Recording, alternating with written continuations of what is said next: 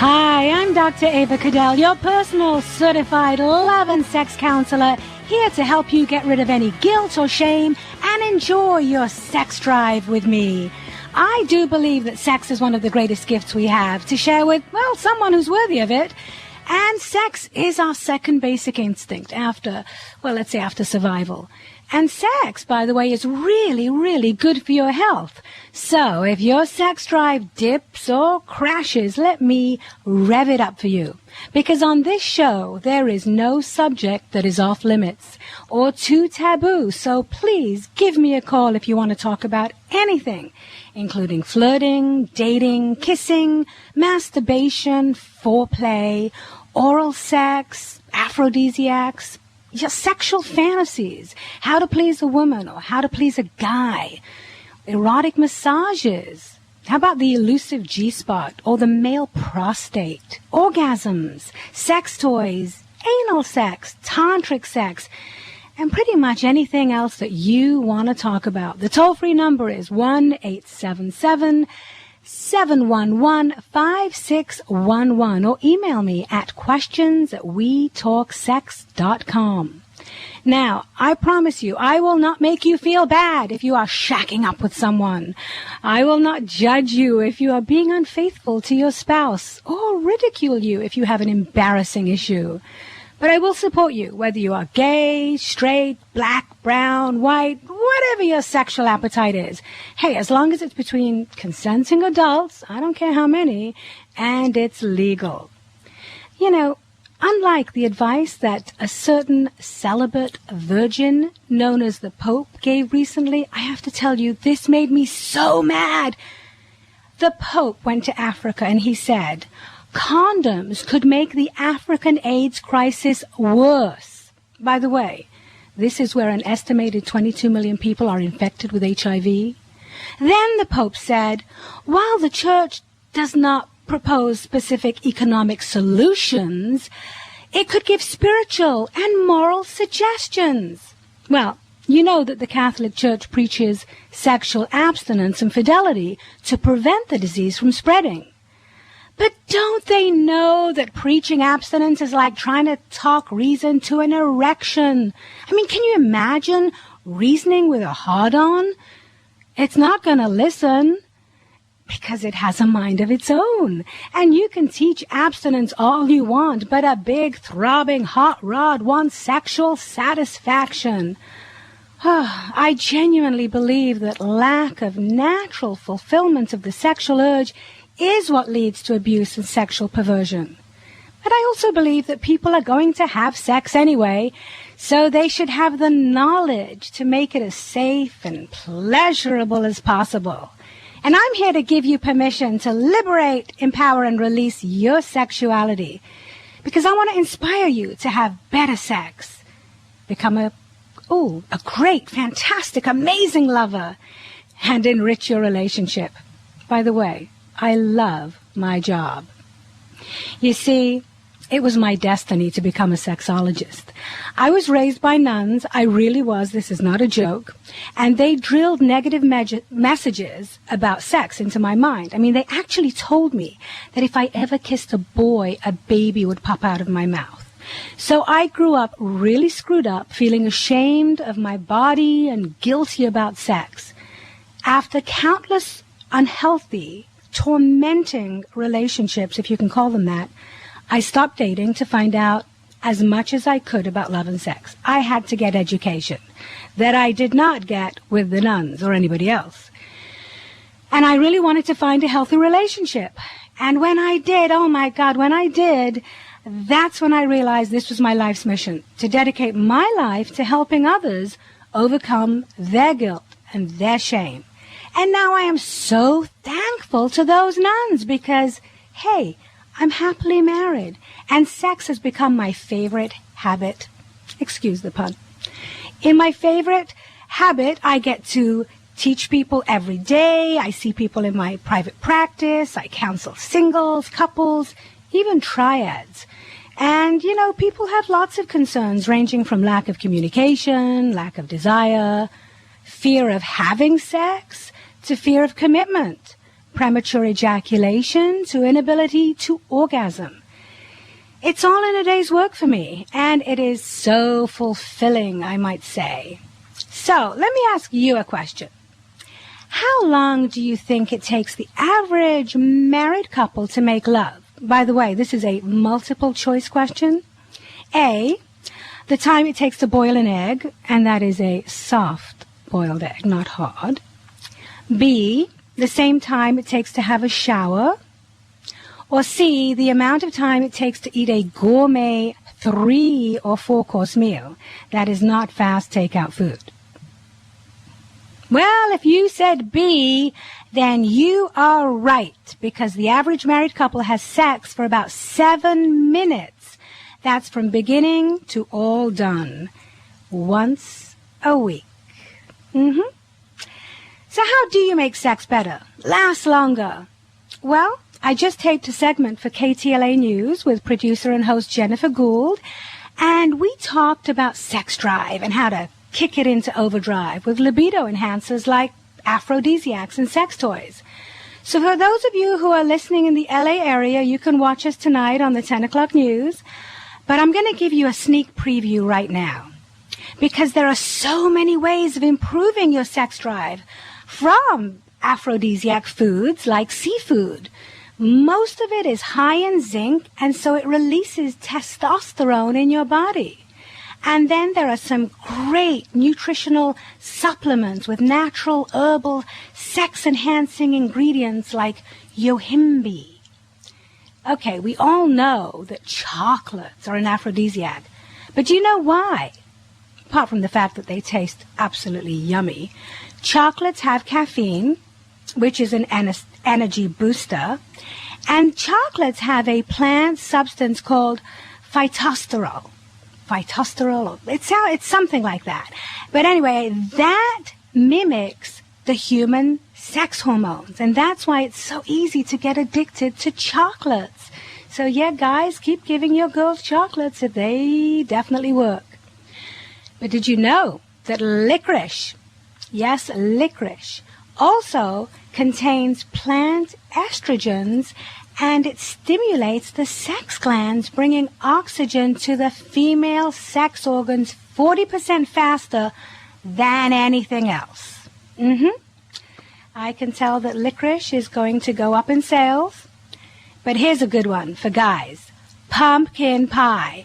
Scientists say is the top contender to increase penile blood flow an average of 40% faster for men. Yes, who knew Thanksgiving is going to be so popular? Actually, I just bought pumpkin pie. I think you can get it all the year round. Chili peppers. We all know they're hot, and they get the face flushing, the heart pumping, the pores and sweat going, and they also get the blood flowing, way down south towards the genitals. But my favorite aphrodisiac, I have to tell you, is tomatoes. Because they were known by the Puritans as slut red, sweet, tangy flesh love apples. Don't you just love that description? And the Puritans would not let anybody put tomatoes on the table because they were just way too obscene looking. And of course they had this reputation as a potent sexual stimulant.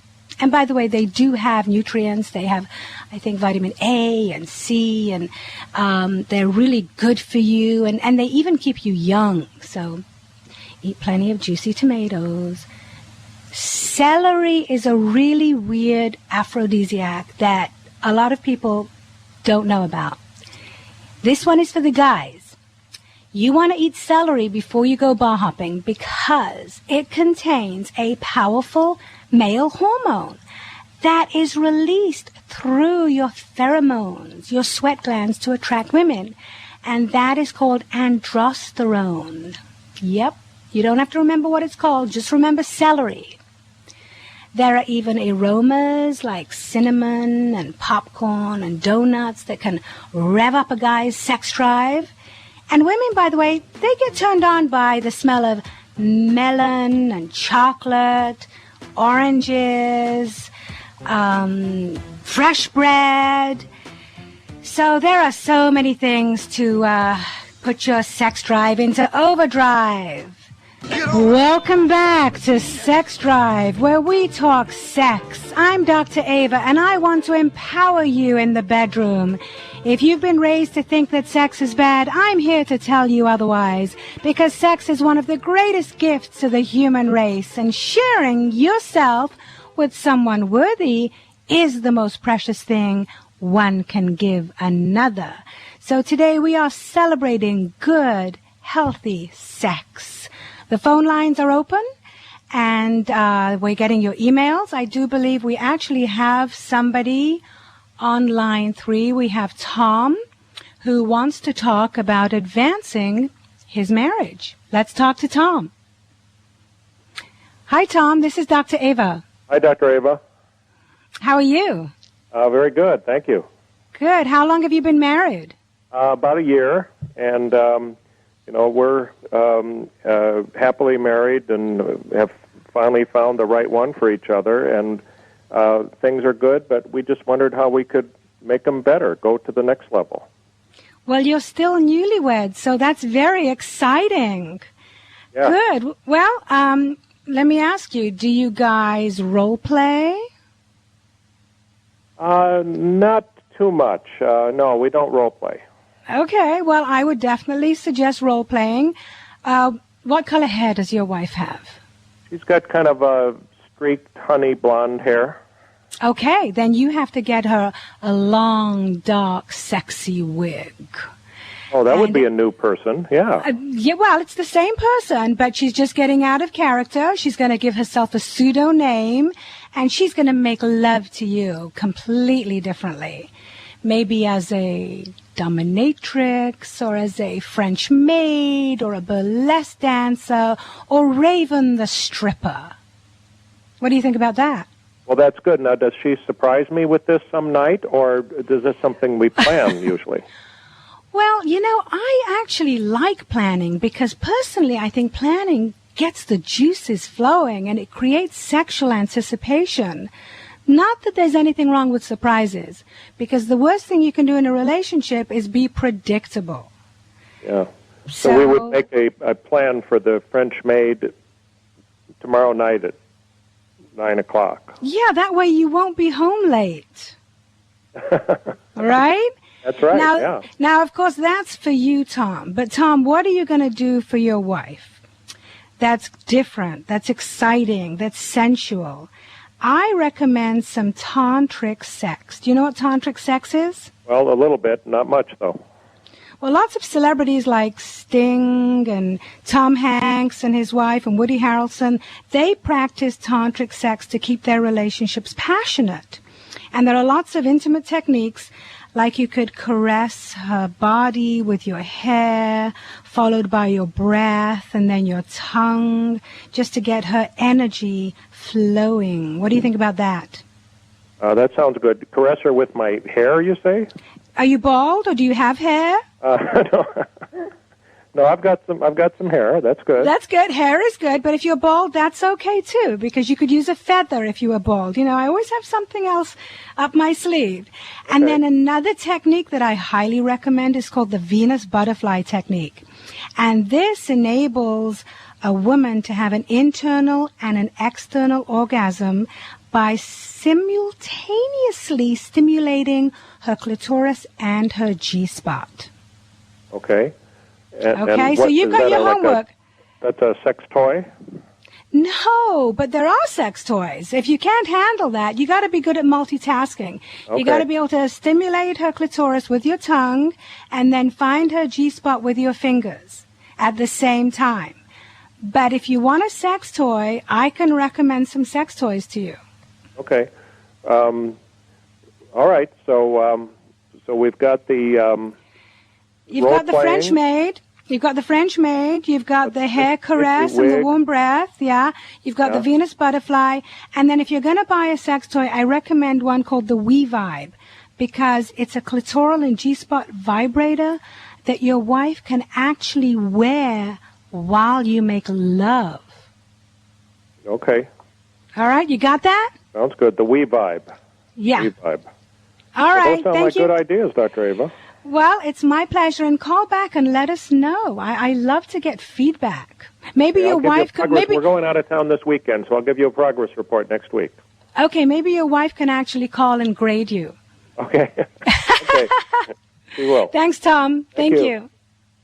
Okay, we have Taylor. She's on line 5, and she wants to ask about self-pleasuring. Taylor, hi, honey. This is Dr. Ava. How can I help you? Hi, how are you, Dr. Ava? Good. What a lovely husky voice you have. Well, thank you. I'm calling because I was brought up very religious, and I was taught that self-pleasuring was an evil task. And I wanted to get your opinion on that.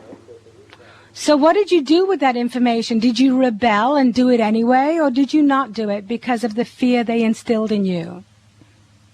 Well, I have done it, but I have guilt from it. Oh, honey, you shouldn't. First of all, let's call it masturbation, because that's what it is.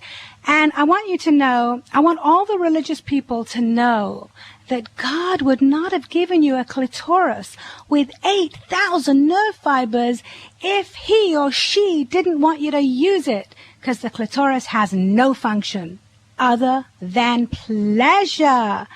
So, Taylor, go play, enjoy, stimulate, empower yourself, fantasize about whoever you want, and allow yourself the incredible orgasmic pleasures that you were put on this planet for. Well, thank you, Dr. Ava. That really changes my attitude towards it in a very positive way. Good. And, do it in a variety of ways. Use your fingers. Do it in the bathtub. Buy a vibrator. Do it in the mirror. Do it sitting, standing, kneeling. Really have fun and just love your body.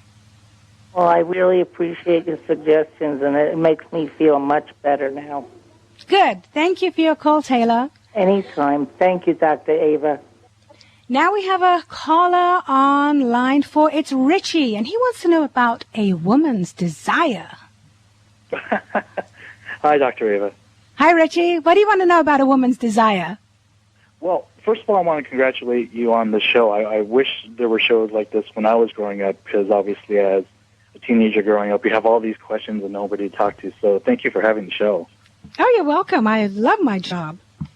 My question is really, as a guy, in this day and age, you hear, a lot of women getting on men for, all you want is sex and this and that and this and that. So my question was really more about, is that a myth, or do women, secretly, enjoy sex as much as males and desire as much as we do? Women love sex, but they want sex to be special. They want it to mean something. So the best thing you can do is just take your time to arouse her through foreplay and kissing and caressing and, giving her oral sex, and as opposed to just grabbing her breasts or her ass and wanting a quickie, because that's the only time when women resent you, is when they feel like a piece of meat. But if you whisper erotic things you're going to do to her and tell her how sexy and hot she is and compliment every part of her body, she's going to tear your clothes off and give you the best blowjob you've ever had. So, yeah, women love sex, but it's how you present it to them. Presentation is very important to a woman. Okay, well, I thank you very much. And again, thank you for having the show. It's good to hear people, sending out positive messages and make people feel more comfortable about the subject. Thank you. So I think we have Brittany on line 2, and she wants to talk about lesbianism. Is that right, Brittany? Kind of. I guess it's called lesbianism. How old are you, sweetie? I'm 20. Oh, you sound like a baby. Okay, so ask me, what do you want to know about lesbianism? Well, I heard this term the other day. It's called barsexual, and it refers to how girls, when they drink, like especially at bars, that they become like bisexual, and so they kiss each other and things like that. But it's only when they're drunk, so it's only at like bars, and so it's called barsexual. Does that make them lesbians? Well, Brittany, it does not make them lesbians. And you know what? Experimenting with same sex is wonderful. It's actually a part of self-love. And I think at age 20, you should be experimenting and finding out what you like and who you like it with. But enjoy it before you drink so that you have full control of your lesbian experience. I'm Dr. Ava, and you are listening to Sex Drive, where we talk love, relationships, and sex, of course. If you have sex questions, I have answers. So give me a call at the toll-free number 1-877-711-5611 or email me at questions@wetalksex.com. And I have an email here, and it's from Max. And Max wants to know about oral sex. Okay. Wants to know how to rock his girlfriend's world with oral sex. Oh, I like this. Okay, so Max, let me tell you something. You have to kiss and orally delight her from head to toe. Don't just dive into the clitoris as if it is made out of beef jerky. Women don't like that. Remember, it has 8,000 nerve fibers. So start out slow.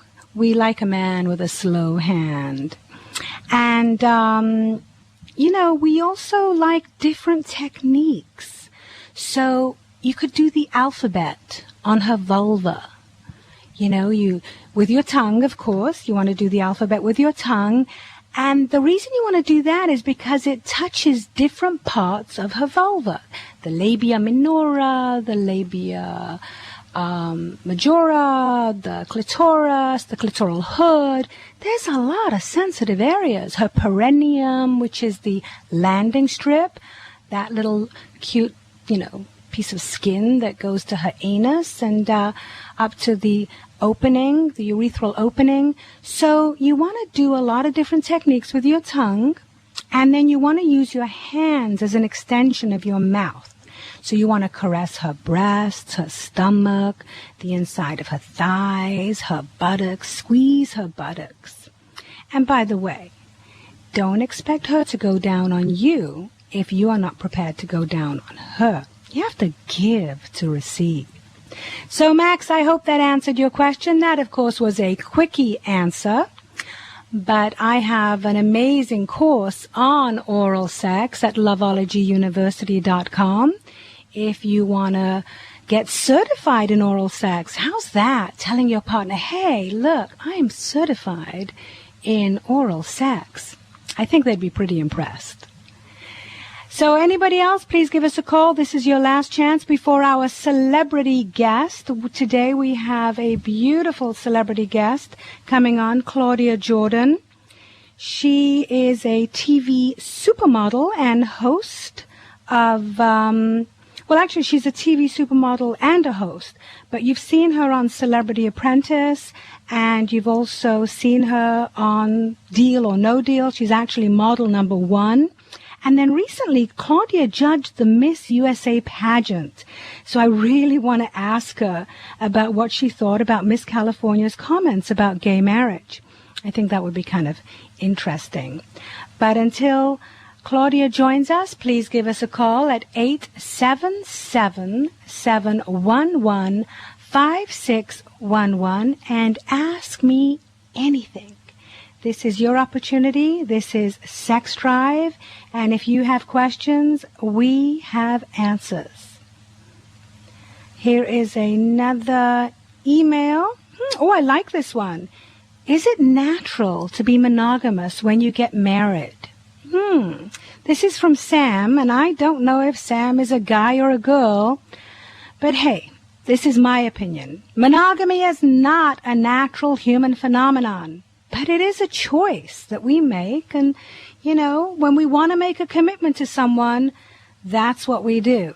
Now, infidelity is not the end of the world.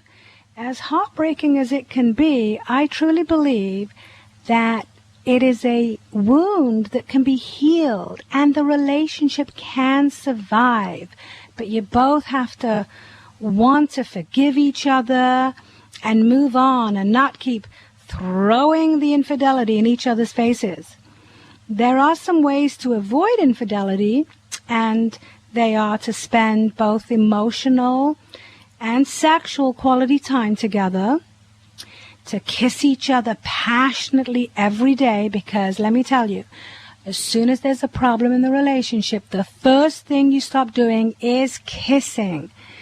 Actually, I call kissing facial intercourse because I think it is the most intimate thing that we do. That's just my opinion. You may agree, you may not. Then you want to avoid and nip problems in the bud when they occur. You want to forgive each other readily and, sort of avoid resentments building up.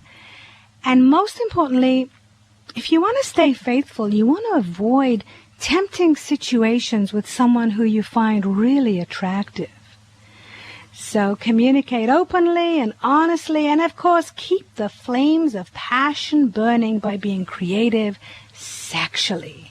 You can use sex toys, you can use aphrodisiacs, you can use these amazing supplements that keep you hard longer. And hey, sex begins between the ears before it goes between the legs. So you want to stimulate your partner with erotic talk and compliments, because compliments are actually the bedrock of romance. And if you don't compliment your partner every single day, then somebody else is going to compliment them. What do you think they're going to think when somebody else says, hey, you look really handsome, or that's a great tie you're wearing, or you smell really good? What do you think they're going to do? What do you think they're going to feel if they're not getting compliments at home? You can help your partner be more sexually confident by complimenting them intimately. Yes, intimately. Telling them that different parts of their body are beautiful. They feel good. They smell good. They taste good. I'm telling you, compliments are so, so powerful. Learn to talk erotically. Learn to turn your partner on with the sound of your voice, with the words that you use. Why do you think phone sex is $1 billion business? Because people can get off simply by hearing erotic words. And speaking of erotic words, I am going to ask our beautiful guest when she arrives. I'm going to ask Claudia about her love life. I'm going to ask her what kind of man she likes and what she loves most about them. And she really is a fun, passionate, powerful, beautiful woman who I think you will enjoy. I love to enjoy interviewing celebrities and finding out what makes them tick. Because you know what? They are just the same as us. Okay, so they get more offers. There's more temptation for celebrities. And, you probably hear in the media that when they break up, it's a much bigger deal. But that's only because they're celebrities. And, a celebrity can pretty much have sex with whoever they want. So you can imagine being married to a celebrity is not easy. You got to work really hard to prevent them from straying. This is Dr. Ava, and you are listening to Sex Drive, where we talk about love, relationships, and sex. So if you have questions, this is your last chance to give me a call before our celebrity interview with Claudia Jordan. Okay, let's keep going. What are we talking about? We're talking about infidelity. Yeah, people make such a big deal out of it. I mean, when Clinton got a blowjob, in the Oval Office, everybody was freaking out except the Europeans who really didn't think it was such a big deal. His wife forgave him. So then why were all the conservatives, all the religious people up in arms? I just don't get it. I have a feeling they just weren't getting as much sex as Clinton, so they were really, really jealous. That's what I think. The people who protest the most are the naughtiest. They are the ones who actually are the most hypocritical.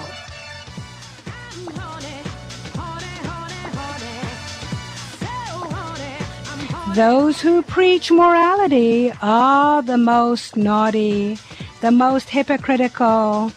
Yes, not on this show. We don't preach morality. We preach healthy, loving, fantastic, spiritual, safe, fantastic, amazing, did I say amazing, mind-blowing, earth-shattering, body-melting love and sex. Because the more accepting you are of sex, the more free of it you become. Everyone knows how to have sex, but lovemaking is truly an art. And on this show, we can teach you how to be a great lover. Or if you are a great lover, give us a call, because I'm always ready to learn. Welcome back to Sex Drive, where we talk about love, relationships, intimacy, and sex. And now we have our celebrity guest, Claudia Jordan, TV supermodel and host, who starred on this season's Celebrity Apprentice. And Claudia recently judged the Miss USA pageant. And she's also best known as gorgeous model number 1 on Deal or No Deal. Of course, Claudia will be on the season finale of Celebrity Apprentice on Sunday, May 10th, so please don't miss her. And she will be featured in Life and Style Weekly, which hits newsstands tomorrow. So welcome, Claudia. Thank you for the wonderful intro. Appreciate it, Ava. You are welcome, and congratulations on all your successes. You know, I was rooting for you on Celebrity Apprentice because you are such a great role model for women. You're smart, you're funny, you're self-assured, you're passionate, you're my kind of woman, yeah. Well, thank you. You know, it's funny, I learned a lot about myself. When I went on the show, I was just happy to be there. Like, I thought, I didn't really see myself the way everybody else saw myself. You know, I kind of thought, I'm glad to just be here. And then once I saw it, I'm like, I could have totally gone further. I kind of sold myself a little short. But I'm No. You came across completely authentic. You came across completely authentic, Claudia. Thank you. And so many young girls reached out to me, and actually a lot of fathers reached out to me, which was the biggest compliment, and said, I hope my little girl turns out to be like you. You know, like you stood your ground, but you were still a lady and classy. And that really meant a lot because I'm really conscious about images and stereotypes that are out there, and that really meant a lot to me, even more so than winning the whole game. So, good. You can win that game, but then America hates you, and what good is that? Exactly. And you know what? I predict you're going to be a big star with your own TV show anyway. Well, thank you. That's exactly what I want to do. More talk shows. More women on talk shows. So let me ask you, so this show is all about love and intimacy and romance. So what do you love most about a man?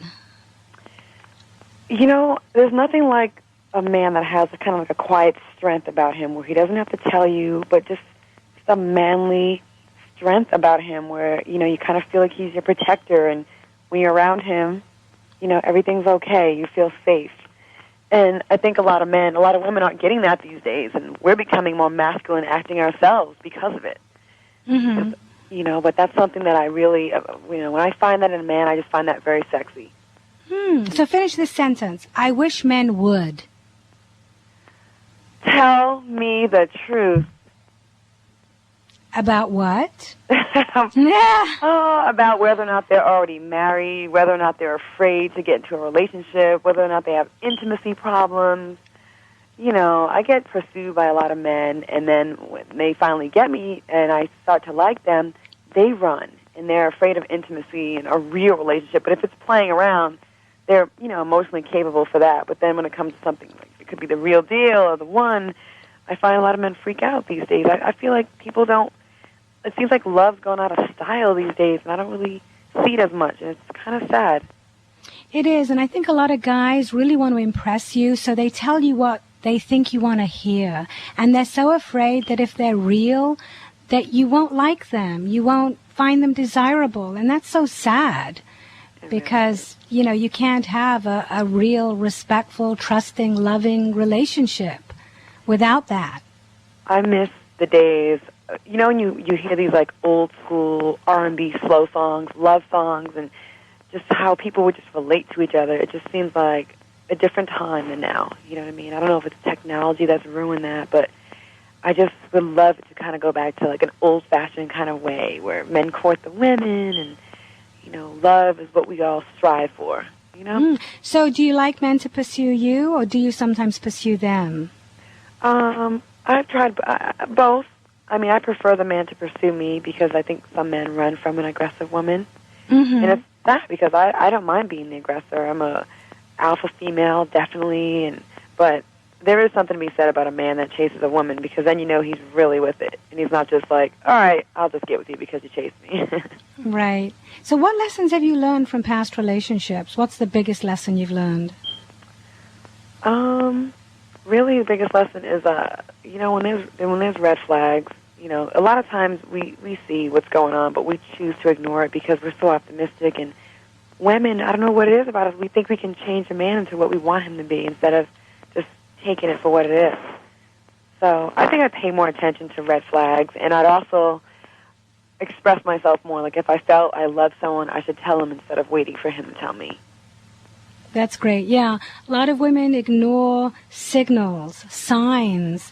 They think, oh, that's not important. He'll get better when we live together. After we get married, he'll be more generous. He'll be more loving. No way. Most people are on their best behavior when they're first dating. And I don't think you really know someone until you've been through some kind of trauma together, whether it's a health issue or a financial problem or a family tragedy even. That's when the true character comes out. I agree with you, because it's easy for you to be a wonderful, fantastic, fun person when it's all good and it's all unicorns and rainbows and sweet and everything. But, you know, how someone changes or how someone acts and their actions during a time of crisis says a lot about their character. You know, I really pride myself on being able to argue with someone in a respectful way, and I think, you know, some people get into an argument about something minor, and they go for the jugular. They pull out the worst insults that they can use and to hurt that person, and then you may get over the reason the fight came about, but then you have those wounds from those mean words, and that's something I'm really careful, like knowing how to argue. I think. Yeah. Well, words can heal, words can turn you on, but words can also be used as a weapon, and you never forget when somebody insults you with words. It's tragic, but it's true. I agree. So, you know, you can keep replaying that in your head over and over again. So what's a deal breaker? What's a relationship deal breaker for you? Inconsistency. You know, like whatever it is, if you're inconsistent, I kind of can't trust you. I feel like you're a little bit crazy. You know, like, you mean like unreliable? You mean like unreliable? Unreliable, or your word doesn't really mean what you say it is. Like if you say, hey, I'm going to call you tomorrow at 3 o'clock, and then it's always 9 or 10 or 11. It's just, I understand people get busy, but if you can't count on what the person's telling you, then it's kind of starting off the relationship with a shaky foundation. Yep, no, you're absolutely right. You know, like simple. I pay attention to those little things, like little lies. I had an ex-boyfriend that he lied about the smallest things that had nothing to do with our relationship. Hey, what time is the game tomorrow? 5 o'clock. It's really at 8. Well, how much did that cost? $20. It's really $50. And I'm like, I don't understand that. So it's like when you need me to believe something really major, I'm not going to be able to because you lied about the stupid things. Yeah. So, yeah. That's another red you flag, can't change ladies. When you see that happening, run for the hills. There you go. If he's going to lie about the small things, you know he's going to lie about the big things. Now, you were fortunate enough to be a judge at the Miss USA pageant. How amazing was that? You know, it was really amazing because I started off in pageants, and that was my way of getting out of, you know, Rhode Island, the smallest state in the country.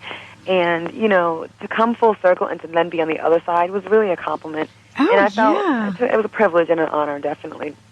So I know you've been asked this before, but Miss USA pageant had this question from Perez Hilton, right? And they asked Miss California to comment about gay marriage. So first of all, what did you think about the question, and then what did you think about her answer? I think the question, I think a lot of people are forgetting what the question was. It was, you know, Vermont was the fourth state to pass the law making it legal. what do you think about the rest of the country, the rest of the states following suit? And she just totally didn't answer that, and she just went on to say that she just believes the marriage is between a man and a woman. I didn't judge her based on her stance, because there's going to be plenty of. It's totally fine if a Miss USA stands on a different, side of the fence than I do. That's not why she should win or lose. It's more about how eloquently she could answer the question. She really wasn't, and she wasn't. It was fine what she said. I mean, her stance was fine. She just didn't answer the question for me. I agree with you. Yeah, she didn't. She was so, I think, shocked at the question that she didn't really listen to it. Right. And then she was completely obsessed with her own views and morality.